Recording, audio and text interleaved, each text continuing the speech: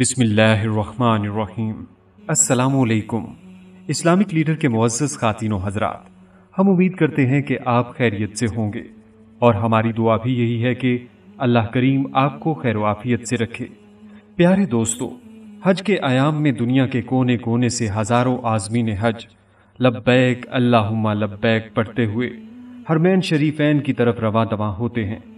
लाखों फर्जंदाने इस्लाम इस अहम रुकन की अदायगी के लिए दुनियावी व ज़ाहिरी ज़ेबो ज़ीनत को छोड़कर अल्लाह ताला के साथ वालेहाना मोहब्बत में मुकामात मुक़द्दसा पहुँचकर मनासिक हज अदा करते हैं। हज इस लिहाज से भी अजीम इबादत है कि ये बैक वक्त रूहानी, ज़ुबानी, माली और बदनी इबादत का हसीन इम्तजाज है। ये खसूसियत किसी दूसरी इबादत को हासिल नहीं है। हज्जाज इकराम अल्लाह ताला के मेहमान होते हैं और उनकी दुआएं कबूल होती हैं। लिहाजा आज की इस वीडियो में यौम अरफा का मुजर्रब अमल यानी सिर्फ एक नबवी दुआ का अमल बताएंगे और हज के फ़ज़ाइल व बरक़ात के हवाले से भी आपको आगाह करेंगे। आपसे दरख्वास्त है हमारी आज की इस वीडियो को आखिर तक ज़रूर देखिएगा ताकि आपकी बेहतर रहनुमाई हो सके। नाज़रीन इकराम, ज़ुल्हज के पहले 10 दिन में सबसे अहम यौम अरफा है। इस एक दिन के रोज़े से नबी करीम सल्लल्लाहु अलैहि वसल्लम ने एक पिछले साल और अगले साल के गुनाहों की बख्शिश की बिशारत दी है। अरफा के दिन खूब खूब दुआएं कीजिए। बादशाहों के बादशाह के लिए कुछ देना नामुमकिन नहीं है, इसलिए जो चाहे मांगे, इसकी अता और बख्शिश से मांगे, अपने लिए मग़फ़िरत ज़रूर मांगे। प्यारे नबी सल्लल्लाहु अलैहि वसल्लम ने अरफा के दिन के लिए ये दुआया कलमात बताए हैं कि ला इलाहा इल्लल्लाहु वहदहु ला शरीका लह, लहुल मुल्कु व लहुल हम्द व हुवा अला कुल्ली शैइन कदीर। बल्कि तिरमिज़ी शरीफ में इरशाद नबवी सल्लल्लाहु अलैहि वसल्लम है कि बेहतरीन दुआ वो है जो यौम अरफा में मांगी जाए। मैंने और मुझ जैसे पहले अंबिया ने जो दुआएं की हैं, इनमें से अफजल दुआ यही है, ला इलाहा इल्लल्लाहु वहदहु ला शरीका लह, लहुल मुल्कु व लहुल हम्द व हुवा अला कुल्ली शैइन कदीर। इसी नबवी दुआ को सारा दिन खुला पढ़ें और इशराक का एहतमाम करें, क्योंकि दिन को ज़ाया नहीं करना, जितना हो सके कमाई करनी है। तमाम नमाजों में जो सुन्नतें हैं यानी 12 रकात ज़रूर पढ़ें। इस पर जन्नत में महल का वादा है। लोगों के साथ अच्छा सलूक करें, अपनी ज़ुबान को नरम रखें, अल्लाह के बंदों को तकलीफ ना पहुँचाएं। तहज्जुद पढ़िए, अगर लंबा क़याम नहीं भी कर सकते, अगर ज़्यादा रकतें नहीं भी पढ़ सकते, मुख्तसर ही सही लेकिन पढ़ लें। छोटी छोटी नेकियों के मौके भी ज़ाया ना कीजिए। ये 10 दिन सुनहरी मौका है कि हम जन्नत कमाएं और जहन्नुम से निजात ले लें। अगर सेल लगी हो या 1 माह के काम पर 2 माह की तनख्वाह हो तो हम बिल्कुल भी ये मौका नहीं गंवाएंगे। यहाँ तो अल्लाह ताला 2 साल की बख्शिश दे रहे हैं, तो क्या हम ये 10 दिन गंवा देंगे? अल्लाह ताला को क़याम और रोज़ा बहुत पसंद है, इसलिए नवाफिल भी पढ़ें ताकि क़याम हो तो अल्लाह को हम पर कितना प्यार आएगा। और रोज़े भी रखें। आप ये पैगाम खुद तक ना रखें, बल्कि अपने घर वालों, दोस्तों, रिश्तेदारों को भी बताएं, क्योंकि इन दिनों की फजीलत से हमारे यहाँ बहुत कम लोग वाकिफ हैं। सहाबा इकराम रमज़ानुल मुबारक की तरह इन दिनों की तैयारी किया करते थे। अगर आप भी पहले नहीं जानते थे तो अल्हम्दुलिल्लाह, इस मर्तबा खूब फ़ायदा उठाएं। याद रखें, अल्लाह का सौदा सस्ता नहीं है, अल्लाह का सौदा जन्नत है। इसी तरह याद रखें, कुरान और हदीस में जहाँ हज अदा करने की बहुत ज़्यादा ताकीद, अहमियत और फजीलत बयान फरमाई गई है, तो वहीं इसके तर्क करने पर सख्त सज़ाएं और वईदें भी जिक्र फरमाई गई हैं।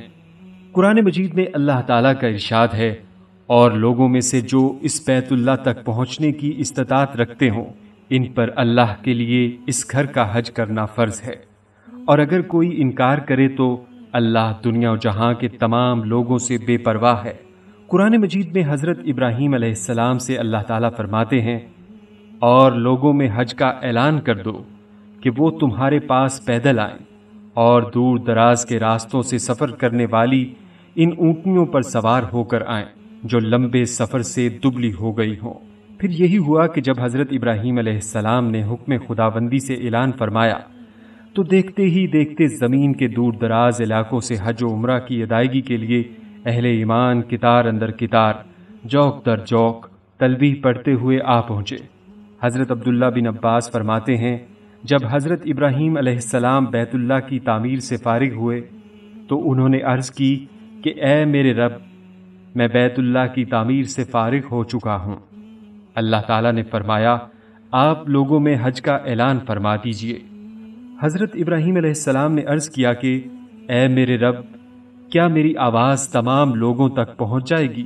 اللہ تعالیٰ نے فرمایا آپ اعلان فرمائیے، آواز کا پہنچانا ہمارا کام ہے۔ حضرت ابراہیم علیہ السلام نے عرض کیا کہ اے میرے رب، میں کیسے اعلان کروں؟ اللہ تعالیٰ نے فرمایا آپ یہ کہیں کہ اے لوگو، تم پر بیت عتیق یعنی بیت اللہ کا حج فرض کیا گیا ہے۔ جب حضرت ابراہیم علیہ السلام نے اعلان کیا تو آپ کی آواز کو زمین و آسمان میں سب نے سن لیا۔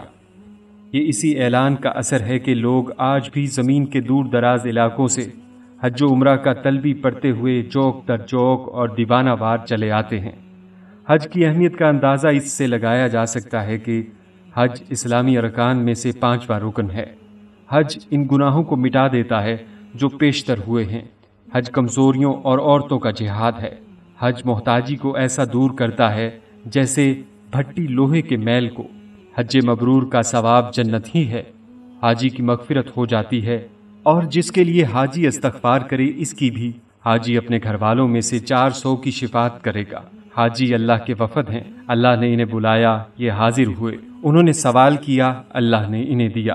حاجی کے لیے دنیا میں عافیت ہے اور آخرت میں مغفرت۔ جو حج کے لیے نکلا اور مر گیا، قیامت تک اس کے لیے حج کرنے والے کا ثواب لکھا جائے گا، اس کی پیشی نہیں ہوگی اور بلا حساب جنت میں جائے گا۔